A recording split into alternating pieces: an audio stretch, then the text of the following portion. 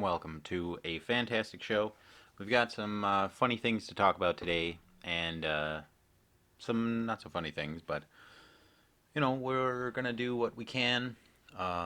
This will be interesting, just to say the least, because there are some things that are going on in the political world again that, breaking news and all that stuff. I've got some great videos for you, and yeah, I think you'll enjoy the show. This one's a little different than last week, but we're moving right along, as I like to say.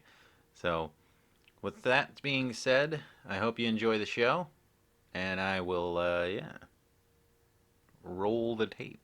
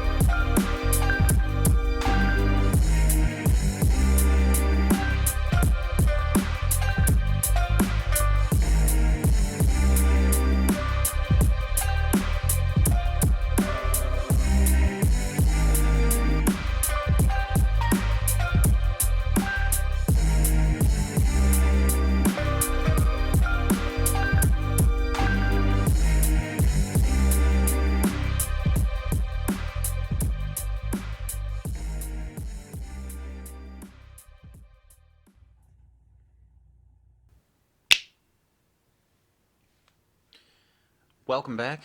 Yeah. So we're talking about this tweet from Jim Jordan, or the House Judiciary GOP, I should say. Breaking news. This happened 2 days ago, of course, so it's not so breaking anymore. But Jim Jordan and Representative James Comer call for immediate congressional investigation into the 2020 election, based on the election fraud and whatnot. It is quite interesting. I suppose I should pull up those images so that way we can actually dive into the bill itself, or the investigation. Congress of the United States, Washington, D.C. Looks like November 18th, 2020. I can't really read into that too much more. If I could zoom in, maybe. Nope, that did not do what I wanted it to. That is okay. So we are just gonna... Oh, here we go. See, now that works. That helps. So what I can do is zoom in on this. It looks like Dr. Chairman Nadler and Chairwoman, we urge you to immediately convene hearings to examine the integrity of the 2020 election amid troubling reports of irregularities and improprieties, however you pronounce that, given your role as leaders of a political party that spent 4 years baselessly calling into question the legitimacy of the 2016 election with debunked allegations of Russian collusion, you owe it to all Americans to fully examine allegations of election errors and misconduct. On September 23rd, 2020, we released a report detailing how Democrats across the country were pushing last-minute changes to state election laws and procedures.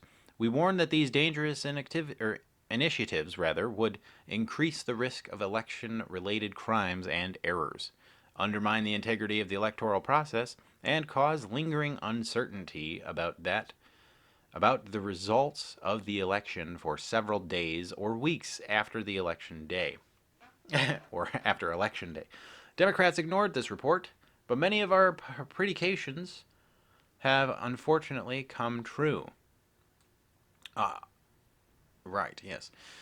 In September, the Democrat majority of the Pennsylvania Supreme Court unilaterally extended the deadline to receive mail-in and absentee ballots by 3 days after Election Day, and directed that ballots received without postmark would be presumed to have been received timely. We warned in our report that this change would create considerable risk for uncertainty and litigation. And it did. Litigation about this last-minute change is currently pending before U.S. Supreme Court, and Pennsylvania is still counting mail-in and absentee ballots. See, that's ridiculous. It was signed by both Jim Jordan and James Comer, so this is a legitimate investigation or a legitimate concern, which, I mean, personally, I would be concerned. It's our elections. You'd want them to be as secure as anything else. It's let's continue. These serious concerns give rise to the urgent need for congressional oversight of the integrity of the 2020 election. Our committee must conduct oversight hearings to ensure that Americans have faith in the integrity of our election. We ask that you work with us to schedule and plan these hearings as soon as possible. Thank you for your prompt attention to this request. I wonder if it was actually acknowledged this time around, or if it was still ignored as they did previously. It's pretty interesting that they would even, but I guess in the way I'm not shocked, nor am I surprised. We have some other breaking news coming in from Sidney Powell and the legal team over with Rudy Giuliani, and I forget her name. But Sidney Powell speaking on behalf of what they have uncovered with, I can't think of the name of the company, Dominion, and, well, she'll explain as this next video rolls in. So enjoy the clip, and we'll talk about it afterward. The Dominion voting systems, the Smartmatic technology software, and the software that goes in other computerized voting systems here as well, not just Dominion, were created in Venezuela at the direction of Hugo Chavez to make sure he never lost an election after one constitutional referendum came out the way he did not want it to come out. We have one very strong witness who has explained how it all works. His affidavit is attached to the pleadings of Lynn Wood in the lawsuit he filed in Georgia. It is a stunning, detailed affidavit because he was with Hugo Chavez while he was being briefed on how it worked. He was with Hugo Chavez when he saw it operate to make sure the election came out his way. That was the express purpose for creating this software. He has seen it operate, and as soon as he saw the multiple states shut down the voting on the night of the election, he knew the same thing was happening here, that was what had gone on. Now, the software itself was created with so many variables and so many back doors that can be hooked up to the internet or a thumb drive stuck in it or whatever. But one of its most characteristic features is its ability to flip votes. It can set and run an algorithm that probably ran all over the country to take a certain percentage of votes from President Trump and flip them to President Biden, which we might never have uncovered had the votes for President Trump not been so overwhelming in so many of these states that it broke the algorithm that had been plugged into the system. Now, let's even talk about that a little bit just for a second. The people who voted for Trump actually broke the algorithm in the Smartmatic or the tallying machine, so therefore their little scheme didn't work. And come on, man. That's like if you try to cheat off of a test. I actually did that in elementary school. It was a Catholic school in Oswego, New York, and I was convinced that this girl that I was in school with was smarter than me, so I took her. I went to the after we took the little quiz or the test or whatever. I erased my name, or I'm sorry, I went over to the desk because the teacher said, "Hey, put the test put your tests on the desk in the back of the classroom," and then of course she would grade them that night or whatever. Me being as cunning, as smart as I am, I decided to go over to it, and it was my turn to set it down. I was last in the line on purpose, and I erased my name and erased her name.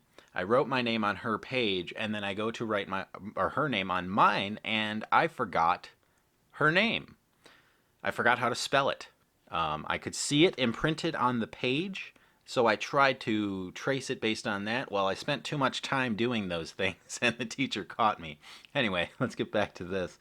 Basically, the point is if you go to cheat and you get caught, you're not a very good cheater.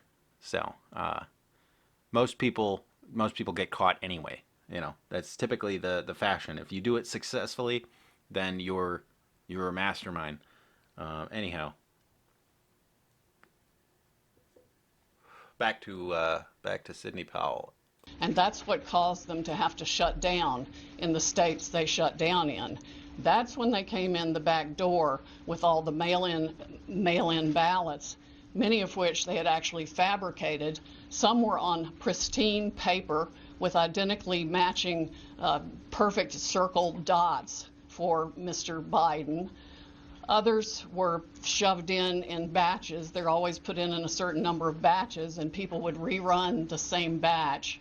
This corresponds to our statistical evidence that shows incredible spikes in the vote counts at particular times, and that corresponds to eyewitness testimony of numerous people who have come forward and said they saw the ballots come in the back door at that time. Notably, the Dominion executives are nowhere to be found now. They are moving their offices overnight to different places. Their office in Toronto was shared with one of the Soros entities. One of the leaders of the Dominion project overall is Lord Malloch Brown, Mr. Soros' number 2 person in the UK, and part of his organization. There are ties of the Dominion leadership to the Clinton Foundation and to other known politicians in this country. Just to give you a brief description of how this worked, I'm going to quote from a letter that was written, and I will read that to make sure I get the quotes right. This person was objecting to the United States acquisition of Sequoia voting systems by Smartmatic, a foreign-owned company. I believe this transaction raises exactly the sort of foreign ownership issues that CFIUS is best positioned to examine for national security purposes. It's undisputed that Smartmatic is foreign-owned and it has acquired Sequoia. They keep changing the names as they go along.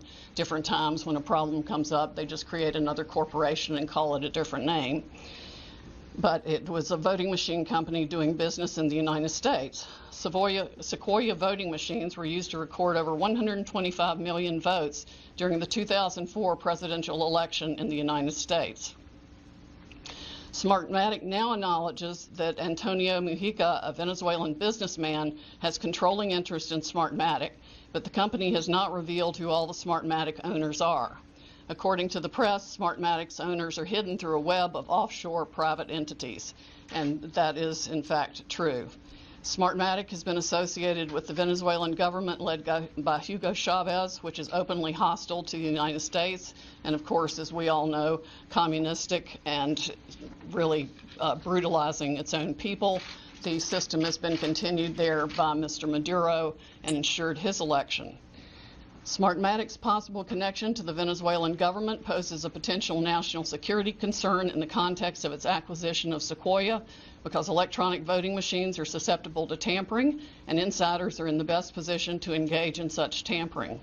This letter expresses concern of the Chicago 2006 primary election. And it ends by saying the products and services that are of Venezuelan origin, and evaluate Smartmatic's ownership to determine who could have influence and control over these and other Sequoia products and services are important to the national security of the United States. This letter was written to Hank Paulson on October 6, 2006 by Congresswoman Carolyn B. Maloney. Senators Klobuchar and Warren have raised these concerns as recently as December 2019. Why our government has not taken them seriously is beyond my comprehension, unless they have, some of the 3-letter agencies have used them themselves. in other parts of the world. We know that the technology was exported to affect an election in Argentina. That's admitted by our friend who wrote the affidavit about Hugo Chavez and his interest in Smartmatic. Again, in 2006, Carolyn Maloney wrote the Honorable John Snow, the Secretary of the Treasury, about the issues. Speaking of Smartmatic's leadership, one of the Smartmatic patent holders, Eric Coomer, I believe his name is on the web as being recorded in a conversation with Antifa members saying that he had the election rigged for Mr. Biden, nothing to worry about here, and they were going to F Trump. His social media is filled with hatred for the president and for the United States of America as a whole, as are the social media accounts of many other Smartmatic people. There has been widespread use of this. Dominion itself is utilized in 2,000 jurisdictions in 30 states. It has been uncertifiable in multiple states who realized all the problems that it had, including Texas. Experts have described it across the board, from a Princeton group of 3 professors to experts that we have talked to about its end user vulnerabilities. People can admittedly go in and change whatever they want. They can set the ratio of votes from one thing to another. They can say that a Biden vote counts as 1.25 and a Trump vote counts as 0.75. And those may be the numbers that were actually used here. It's not just the swing states that were affected. The algorithm was likely run across the country to affect the entire election. Like I said, we only discovered it this year because of the overwhelming number of votes for President Trump in the swing states that caused the machines to have to shut down for them to backfill for adding votes. We have evidence of different numbers of votes being injected into the system, the same identical, unique 6-digit number multiple times in at least 2 states that we've analyzed so far, and I'm talking about like 341,542 votes for Biden and 100,012 for Trump. There's no explanation, no logical explanation for the same numbers being injected 20 minutes apart into the machine. The software manual itself, you can download it from the internet, and I would encourage you all to read it because it specifically advertises some of these things as features of the system. Well, what do you know about that? Features of the system, So you mean that these things are designed, these voting machines or ballot counting machines are actually designed to be manipulated? That's fascinating. I am blown away. I'm mind blown. I can't even believe that something so old is still being perpetuated to this day with the amount of technology and investigation that we put into everything, man, and women and everyone else. That's it's come on, it goes back to the same thing that I said before. If you're gonna cheat, be good at it. If you're not, try it.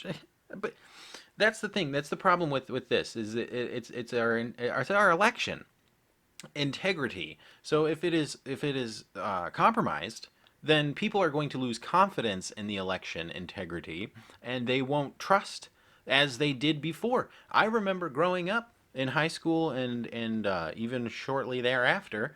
Now it's been several years, but even as recently as 2 months ago, I had a conversation with a friend of mine, and he came to the conclusion that your vote doesn't matter. Well, of course it does. Your vote determines what your electoral college, the electors are meant to analyze the data that you voted on and say, okay, and then take their own. Now that's also for security. It's for a secure, voting system, so that way when we vote for something, like say even take your local elections, when there is a bill proposed to increase the budget for the library, then, well, what's in that bill? How many other increases of the librarian's salary or the Parks and Rec person's salary or the governor's salary. My governor of New York here, he gave himself another raise, now topping over, I think, over $50,000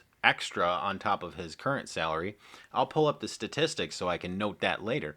But that's ridiculous to me that that he would do or be able to do something like that. Like, to be able to write in your own salary. Boy, I wish I had that. I wish I had the capability to go to my business or my company and write in my own salary. That would be bloody fantastic. I would love it to be able to say, you know what? I don't like making 17 bucks an hour. I want to make 25 an hour.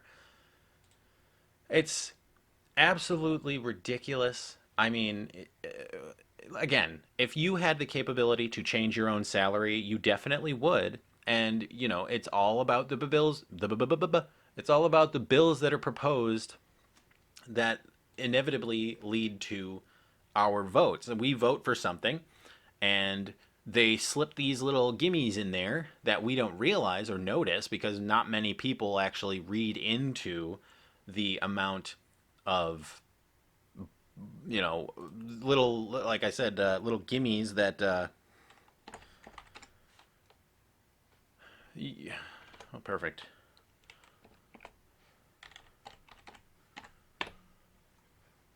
So, oh, I spelled salary wrong. Look at that. Oh, he won't take it, according to Syracuse News and Fox News. Cuomo to receive pay raise at start of 2021 as the lower officials' salaries remain stagnant due to blah blah blah. So what does he currently make? I'm just looking for that answer right there. How much does the governor of New York make? Good God. Oh, wow. $225,000. Boy, oh boy.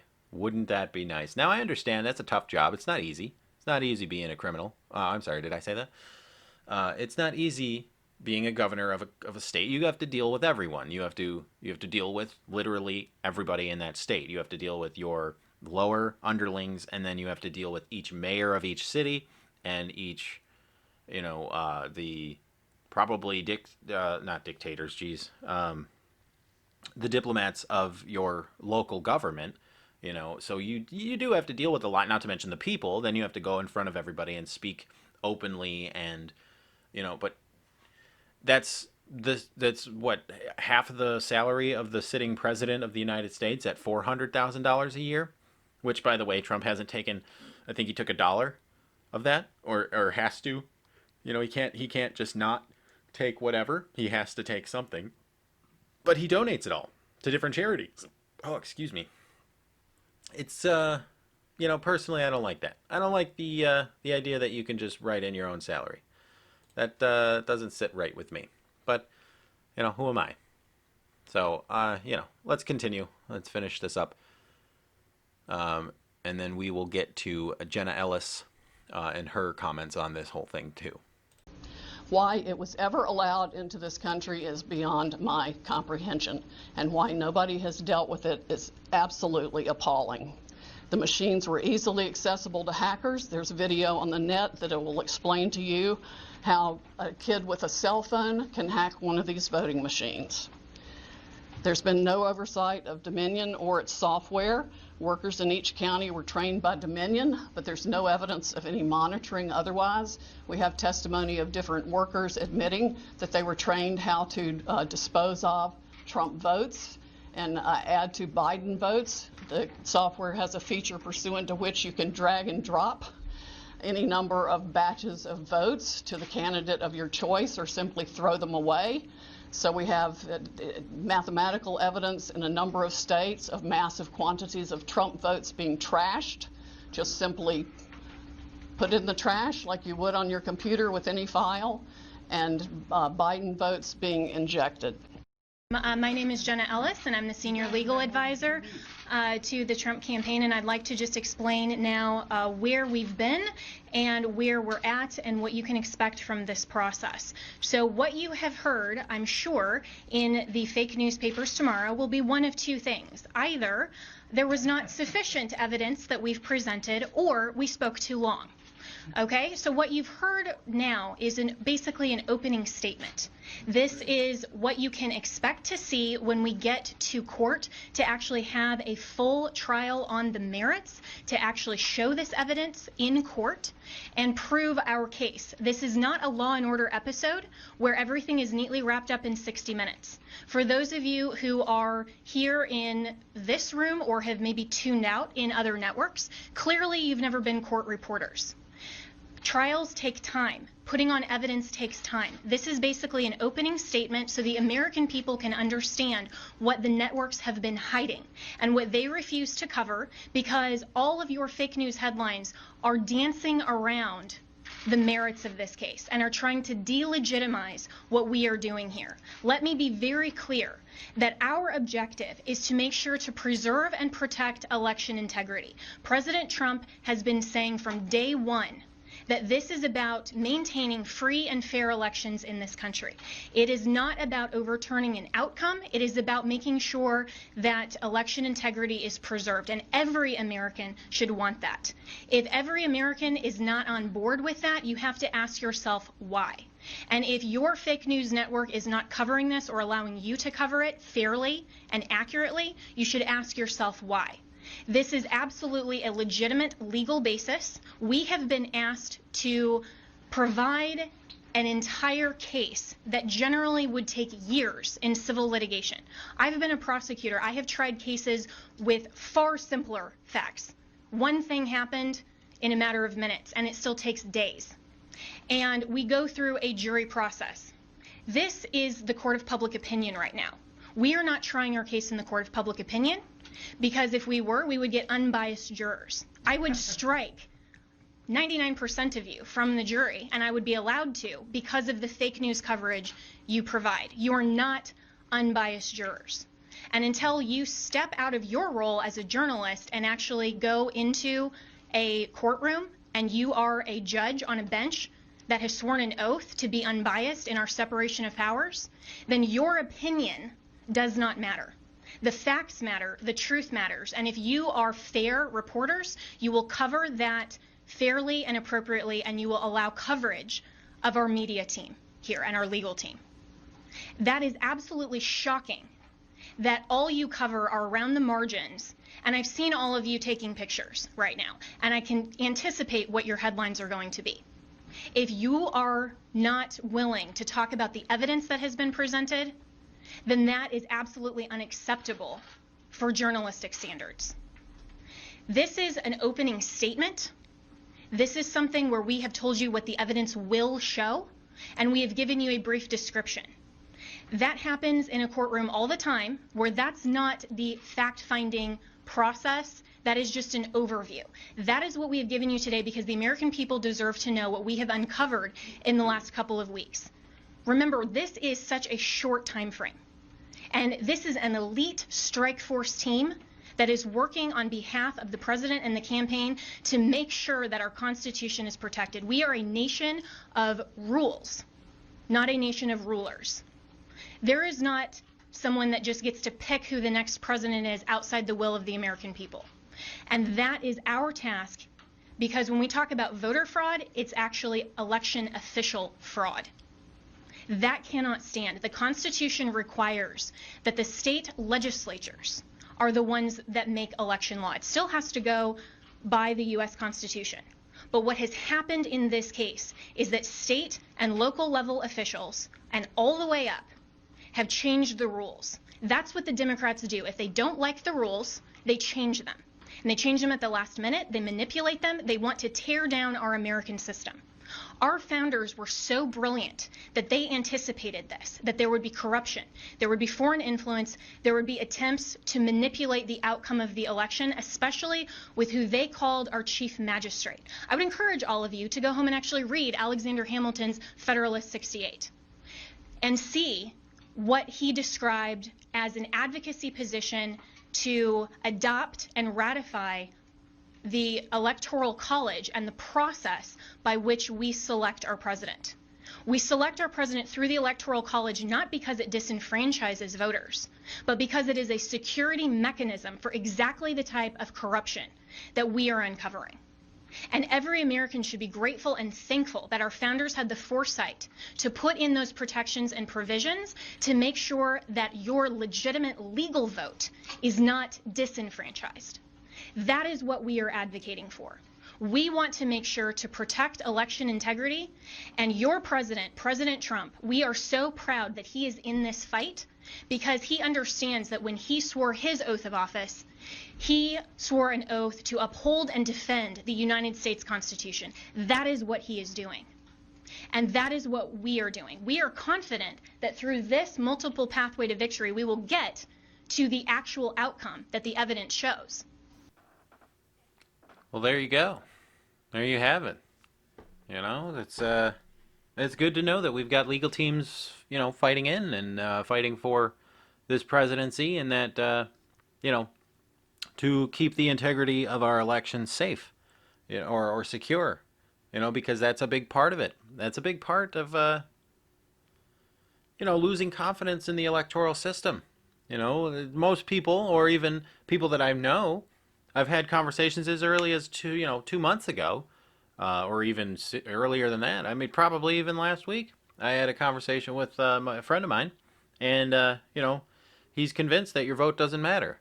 And I told him that of course it does. It matters on your local level, and it matters on the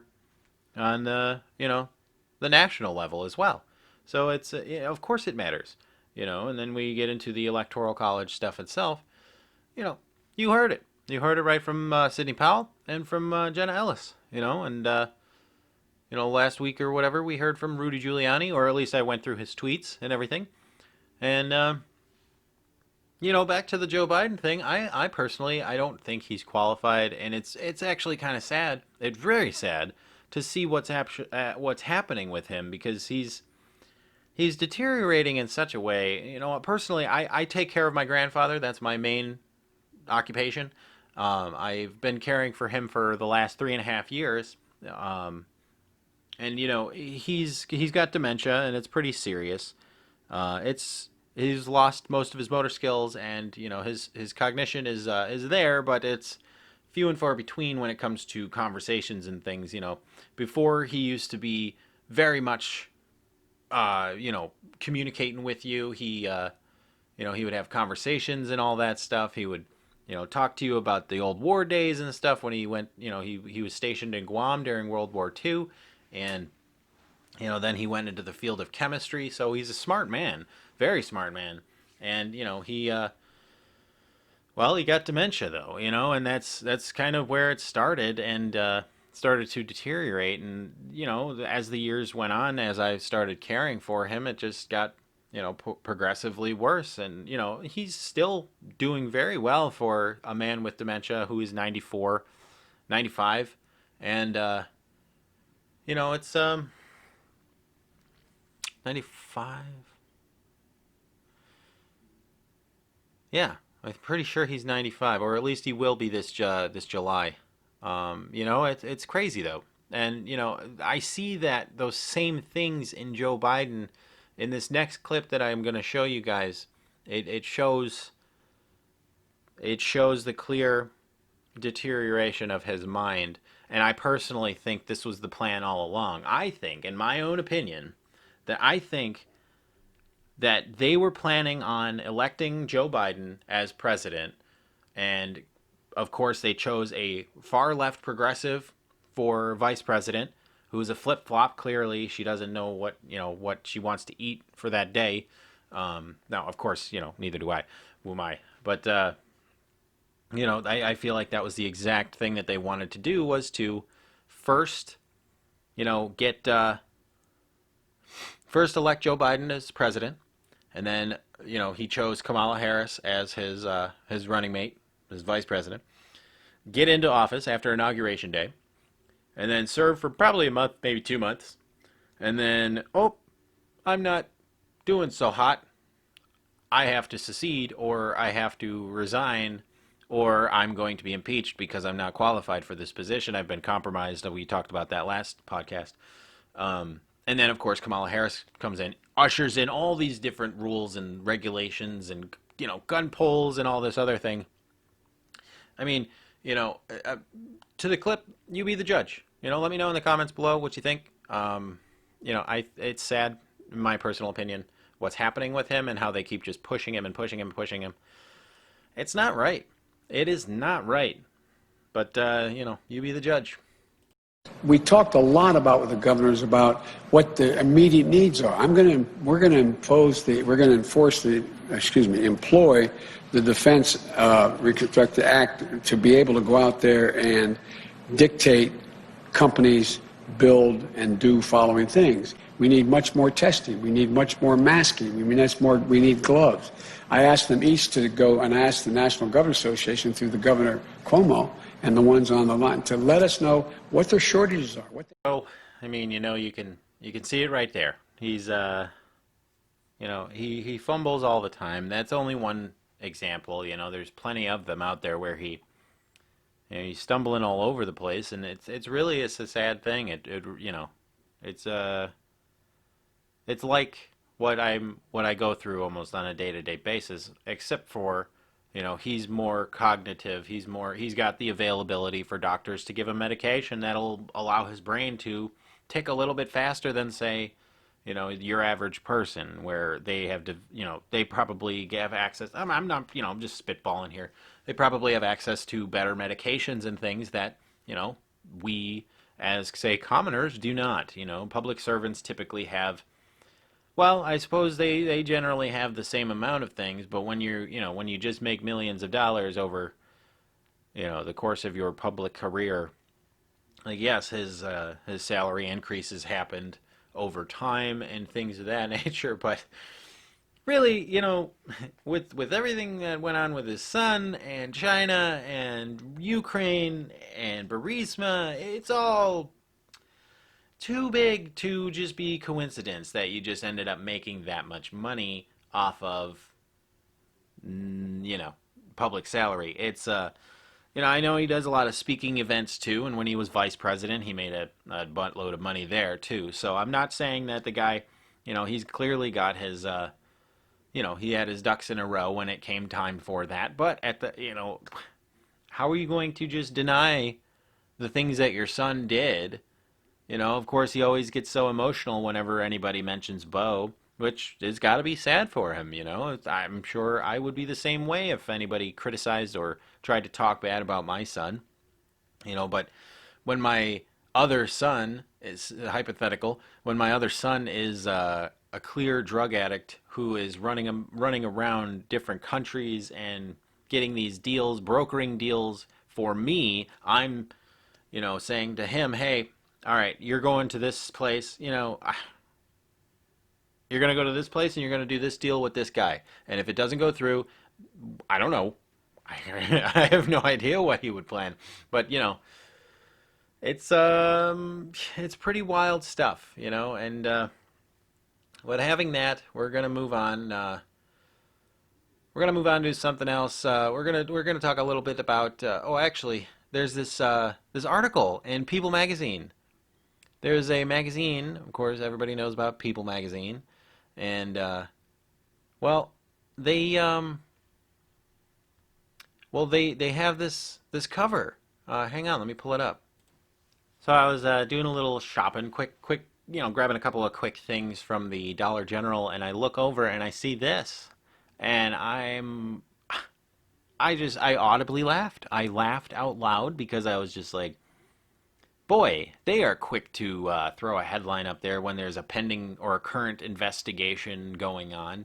It's great to acknowledge, Alex Trebek's passing and whatnot. That's, God bless his soul, and hopefully he's in a better place, But what gets me is the little excerpt underneath, "It's time for America to unite," where it says, "The next president and his history-making vice president promise healing.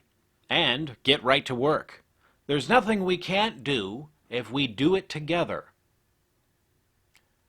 that's it. I get it. I get what they're trying to say there, is there's nothing we can't accomplish as long as we're all working together. But the way that they word that, there's nothing we can't do if we don't work together. If we do it together, I'm sorry, there's nothing we can't do if we do it together. Now, perhaps I misread it the first time around, and it's not so funny anymore. Why are why are they perpetuating this? They're not the president yet. If anything, if they win, which I'm really, really thinking they're not going to, based off of all of this evidence against them, you're a nationally recognized magazine. You shouldn't be printing things misleading the people when your magazine is called People. You're misleading the next president. You're saying the next president. He's not, and the history-making vice president, why is that? Because she's a progressive, or because she's a she?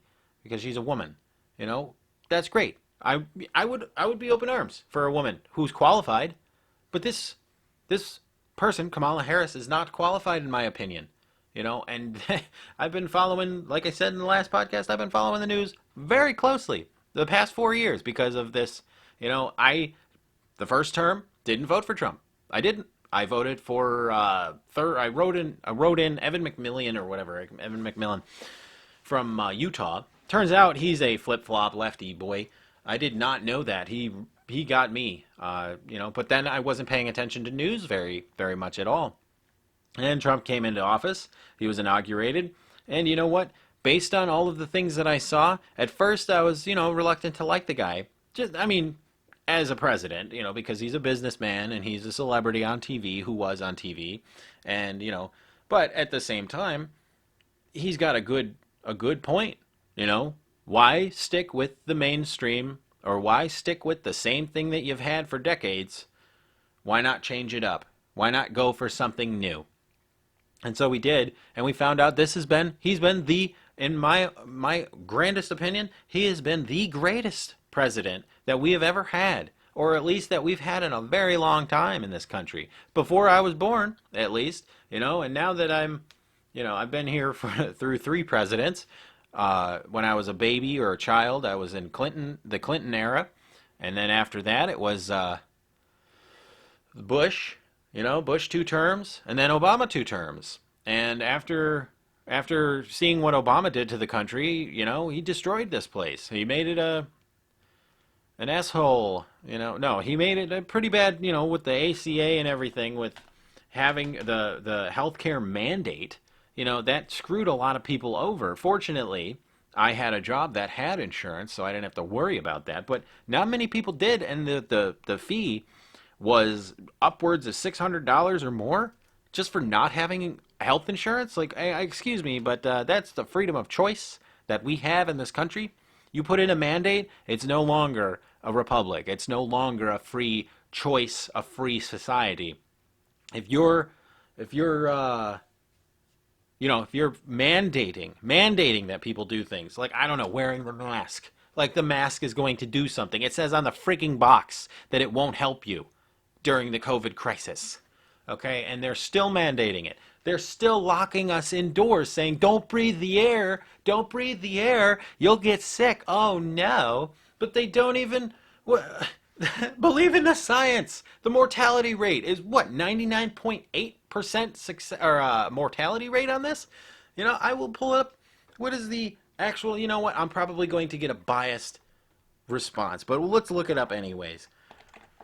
The COVID mortality rate. You know what? Let's just hear it from the doctor himself. There's a doctor who is trained on this, and he will tell you everything you need to know.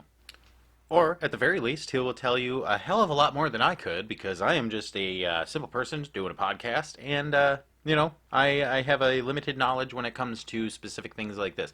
I printed out the whole documentation of how they developed this drug, how they developed this virus, I should say. Guess what? It was man-made, but we'll get to that later. I have an entire segment planned for that. After these messages, we will review the footage, and then we'll talk about it some more after.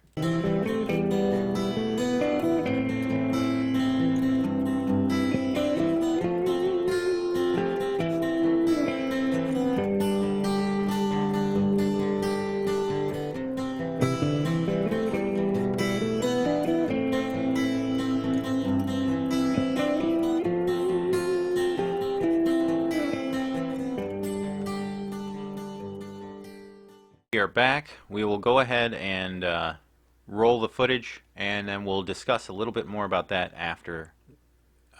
So here we go. So I'm just going to dive right in. We have the different countries right here: US, France, UK, Italy, Germany, Spain, Belgium, Sweden. And we're comparing a time frame between April of this year, 2020, and October 2020. So today's date is October 26th, so we're still in October right here. Now, the first thing I want to take a look at in relationship between April and now, October, is the infection rate. The tests that show positive for being infected with COVID-19. So between these two dates in US, it has increased by 2x, doubled, okay? France, it quadrupled. In the UK, it went up by 3x. Italy, it went up 2x, doubled. Germany is the same.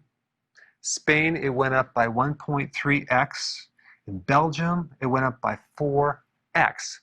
Now, for most people looking at this data initially, it looks very, very scary. Things are spreading, right? The virus is spreading. Well, this is only scary if you omit this column right here. And this is the number of tests that were done between April and October. So let's just take a look at what's going on right here. In the US, between April and October, we did 6.5 times more testing.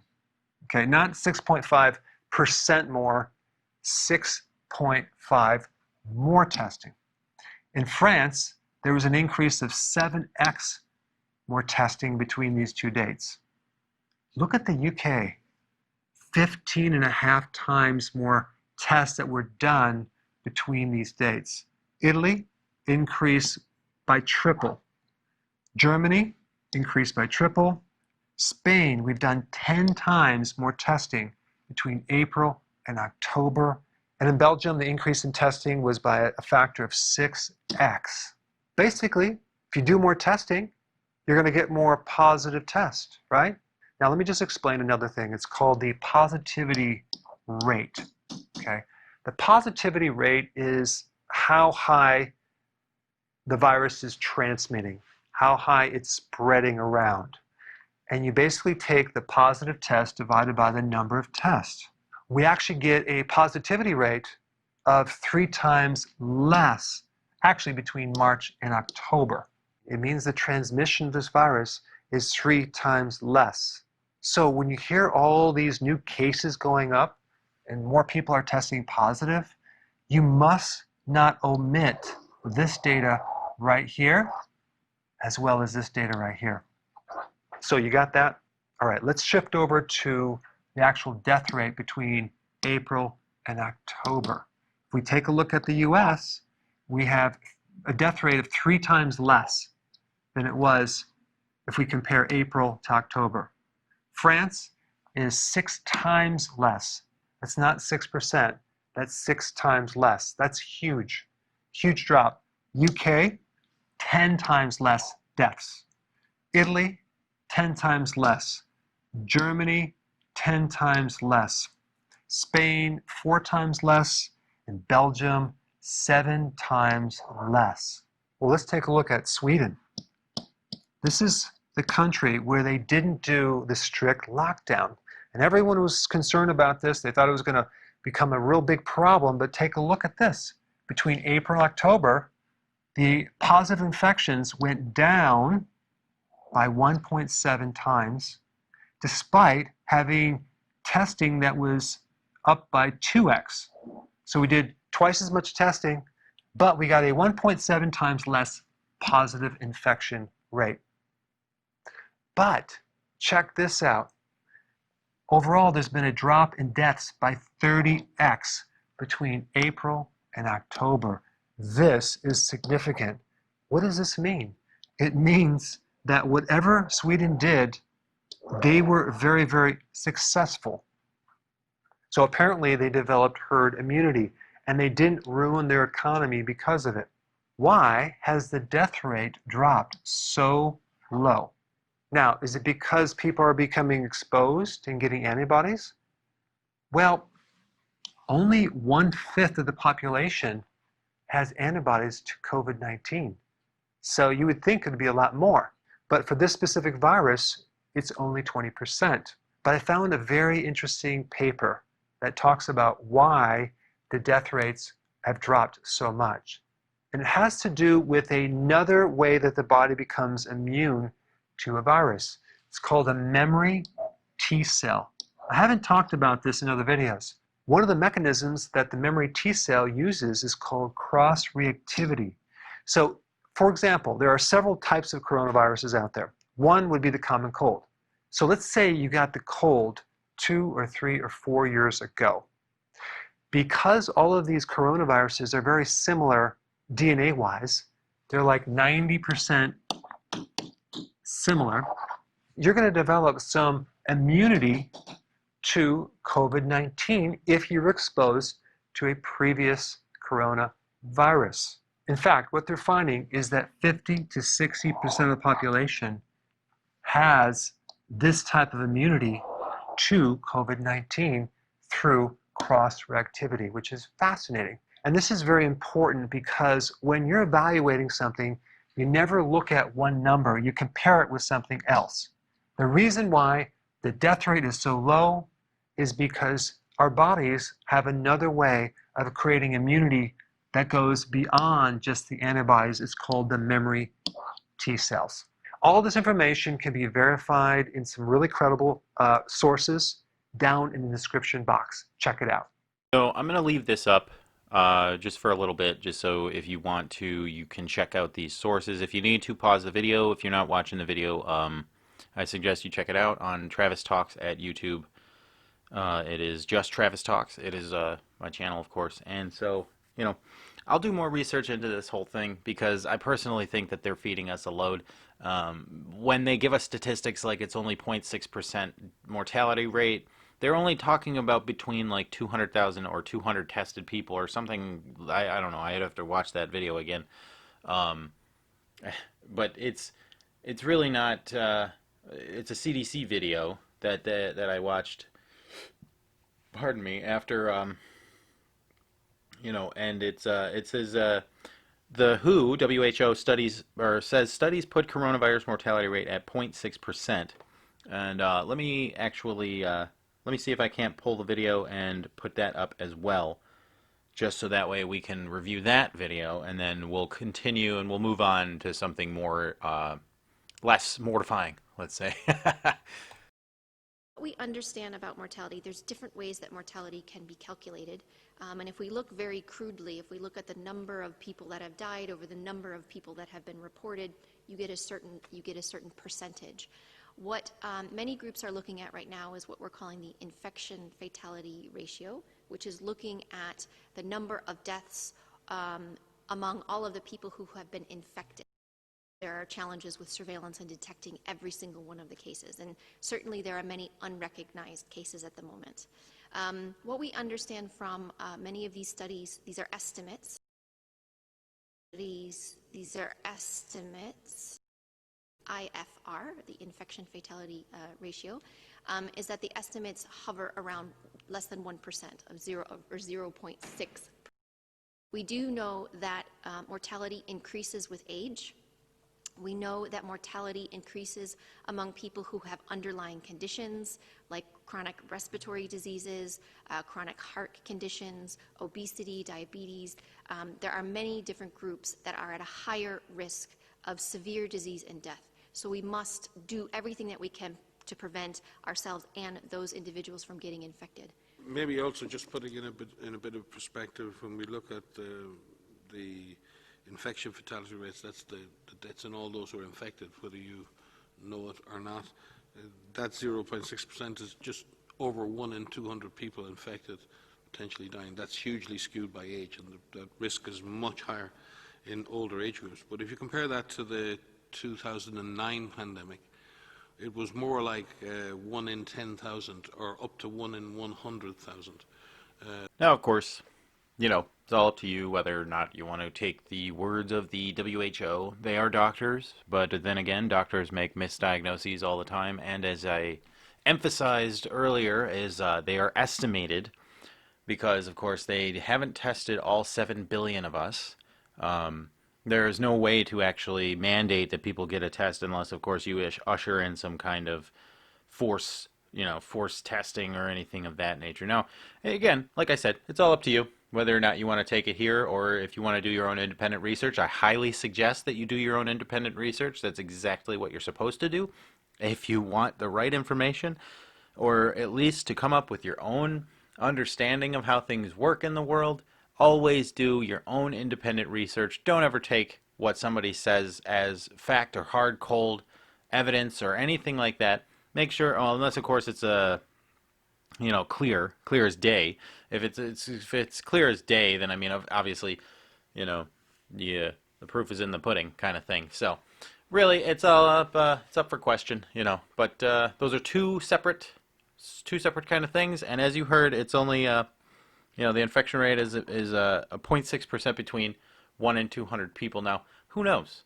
They've been, the numbers, you hear things all over the place where it turns out that hospitals were counting patients as COVID patients just so they can make an extra coin on each person, because the increase in profits was substantial when it came to that. So, really, I don't know. It's like I said. But anyway, let's move on. We'll get to something more fun and a little less, COVID-y.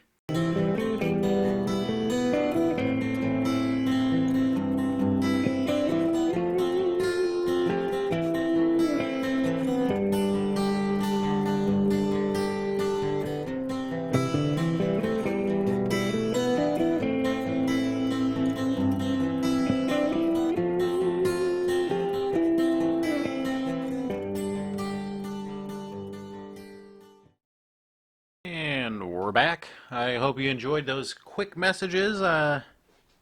Wonderful coffee. It's great taste. Great tasting coffee. Organically sourced. Groundedbeans.com. Groundedbeanscoffee.com. Get yourself some fresh, organic, sourced to family farms and fair trade organizations. It's great coffee. Great coffee indeed. I roast it myself. If you're interested, again, the website is www.groundedbeanscoffee.com. You can pick yourself up some of the fresh organic beans.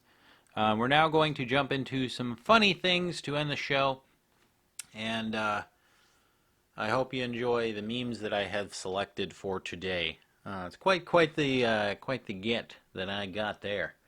So enjoy these wonderful memes. This one's great. It's from Paul Revere on Twitter. Of course, Freedom and Liberty is the handle. The British are coming. The British are coming. Of course, 1775 on April 18th at 1 in the morning. And, of course, they are fact-checked. Learn how British taxes are beneficial for society. Forget the Tea Party. Forget, warning your people. Let's work together. Let's we'll fact check. We'll do some good fact checking work there, and we'll make sure that these independent facts are being checked, and make sure that they're not lying to you, because those dirtbags down at that place really they false information. You gotta watch out for that. You gotta watch out for the false information. You never know what you're gonna get. So, it's becoming ridiculous how many posts are fact checked. I'm being fact checked, and I'm a little guy, and it's ridiculous to me. It's truthfully ridiculous to see, like, I'll make a joke, and that's being fact checked. Like, please, it's a joke, okay? Did we lose our sense of humor during the lockdown, or the, this intense political climate that has been for the last 4 years, where everybody's just been dragged into it? Even if you don't care, they've been dragged into it. That type of thing. What are you going to do? So anyway, that is Paul Revere. And we'll move on to the next, So this one says, his Uber Eats driver couldn't find his house. His Uber Eats driver's name is Reginald, driving on an Lexus RX. That's a nice car. Look to the sky, follow the beacon. What? Oh my God, I see it. Holy shit. That's amazing. That is truthfully amazing to see that he's got a flashlight powerful enough, whether it's true or not, it's amazing. It's an interesting license plate there. It's probably manipulated so that way it doesn't give the guy away. Look, they got 5G, so they're definitely. I wonder what he ordered. That's a good question. That is amazing, though. It makes me want a flashlight that bright. It really does. That's good. That's good. Let's see here. The next one we got for you is funny Lego pics. What shares incredibly important information. I think I got it, but just in case, tell me the whole thing again. I wasn't listening. That's funny. That is good, because that happens quite often, actually, where you will be listening, and then something catches your attention elsewhere, and you realize, oh, wait a second, I don't know what you said. Can you give me the entire thing again? Because I wasn't listening very well. So, it's a good one. That's good. This next one, it looks like is, oh jeez. This picture alone destroys the globe Earth theory. All this proves is that the flat earthers don't even know how to put up shelves.